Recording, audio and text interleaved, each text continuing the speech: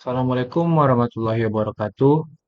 Saya Muhammad Surya Fadilah dengan NPM 223510277 dari kelas 5B. Kali ini saya akan menjelaskan Basic REST API dengan Express, JS, dan MySQL berdasarkan video YouTube yang saya lihat. Saya merangkum kesimpulannya. Materi yang pertama yaitu adalah Project Setup, Install Express, dan Modemon. Di sini mempelajari cara menggunakan Express dan SQL untuk membuat aplikasi web dan bisa menggunakan API Express menghubungkan dengan MySQL untuk mengelola data. Pada project setup install Express dan Nodemon, tahapnya memulai dengan membuat project dan menginstal dua yang diperlukan. Yang pertama ada Express Framework untuk kita aplikasinya. Nodemon itu alatnya untuk otomatis merestart server setiap kali kita memperbarui atau mengubah kode.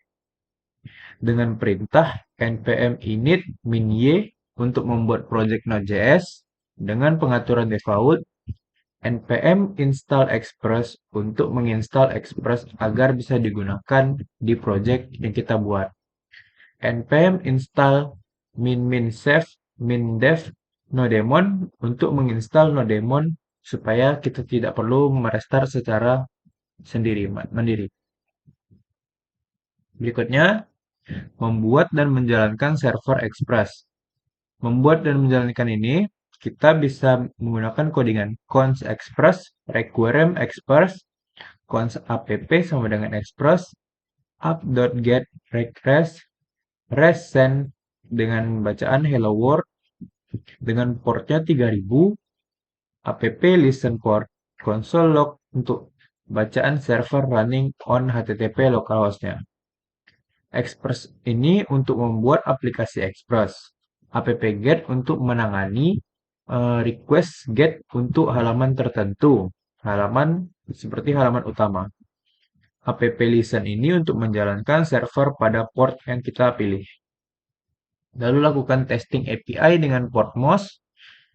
Di sini tuh Postman ini untuk alat menguji API. Dengan Postman kita bisa meminta jenis HTTP seperti get, post, put, delete. Bisa mengaksesnya menggunakan localhost 3000 dengan mengirim permintaan get untuk memastikan server memberi respon yang sesuai. Materi berikutnya memahami HTTP metode yang ada di REST API.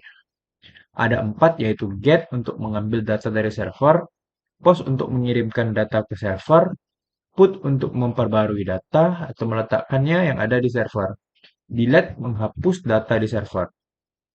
Menggunakan get untuk mengambil data, post untuk menambahkan data, put untuk memperbarui, dan delete untuk menghapus. Berikutnya menentukan respon untuk REST API kita.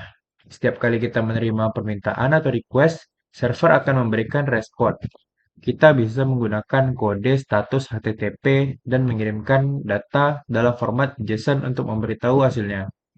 Di sini fungsinya ada dua, REST status untuk menentukan status HTTP seperti 200 portnya untuk meminta permintaan yang berhasil. Lalu mengirimkan data dalam format JSON. Membuat struktur project yang baik di Express, yaitu untuk mengaplikasi yang besar, kita perlu mengordinasir kode dengan rapi untuk membantu kita mengelola project dengan lebih mudah, seperti controller, models, dan routers. App.js ini adalah file utama untuk mengatur server folder controller untuk menyimpan logika aplikasi dan folder router untuk mendefinisikan rute-rute HTTP. Berikutnya memahami konsep middleware. Middleware ini fungsinya untuk berjalan di antara request yang masuk dan respon yang diberikan ke server. Digunakan untuk berbagai hal seperti autentifikasi, logging, dan validasi data. Di sini ada app-use untuk menambahkan middleware yang akan menangani semua request yang diberikan. Next untuk lanjut eksekusinya.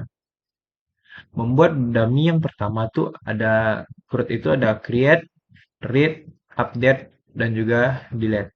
Yang pertama, create ini untuk membuat seperti yang saya bilang tadi, menggunakan metode post. Fungsinya untuk menerima post dan membuat data pengguna baru untuk mengirimkan data tersebut sebagai respon. Codingannya. Lalu berikutnya read. Read ini berfungsi untuk mengambil data menggunakan metode get. Fungsinya mengembalikan data dalam format JSON ketika kita mengirimkan permintaan get user di sini. Membuat dummy update fungsinya untuk memperbarui semua metode put. Fungsinya menerima permintaan put untuk memperbarui data yang berdasarkan ID. Di sini app put user ID request rest. Request send kirim ke user, rec ID update. Berikutnya membuat untuk delete, menghapus metode menggunakan metode delete berdasarkan ID yang diterima dari URL. Berikutnya, setup MySQL untuk membuat database baru dan tabel user. Membuat database dan tabel SQL menyimpan data pengguna. Kita dapat membuat database Express /db dan tabel users untuk berisikan ID dan juga nama. Create database, Express, create tabel user. Membuat koneksi dari Express ke MySQL database. Agar Express kita dapat berinteraksi dengan MySQL, kita harus membuat database-nya. Sini codingannya. Yang pertama tuh MySQL create connection untuk membuat koneksi ke MySQL. DB connection untuk menghubungkan aplikasi dengan MySQL. Berikutnya, refactor konfigurasi MySQL connection. Kita dapat memisahkan konfigurasi koneksi MySQL agar lebih tersusun dan mudah diatur. Dengan membuat file terpisah untuk koneksi MySQL agar kode lebih terstruktur. Berikutnya, setup environment variable di Express. Kita dapat menyimpan informasi sensitif seperti kredensi database dan file env agar tidak terlihat oleh kode sumber sebelumnya.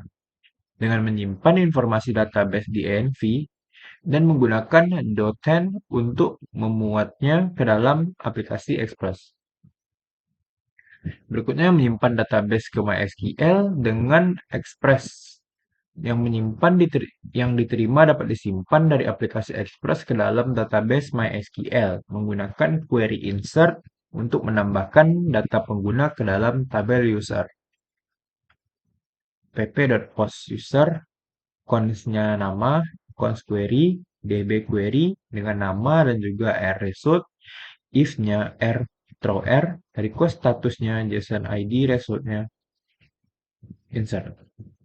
Berikutnya mengupdate database ke MySQL. Setelah kita menyimpan, kita juga bisa mengupdate, memperbarui data yang sudah disimpan dengan menggunakan SQL update. Fungsinya ini untuk memperbarui database berdasarkan ID yang kita berikan atau yang kita cari. Berikutnya bisa juga untuk dihapus jika kita pengen menghapusnya menggunakan data pengguna dari MySQL menggunakan query delete. Fungsi ini menghapus pengguna dari tabel user berdasarkan ID yang diinputkan atau diterima dari URL. Codingannya seperti ini. Ya, sekian rangkuman dari kesimpulan yang saya lihat dari link YouTube yang diberikan. Bila ada kekurangan atau salah kata, saya mohon maaf. Assalamualaikum warahmatullahi wabarakatuh.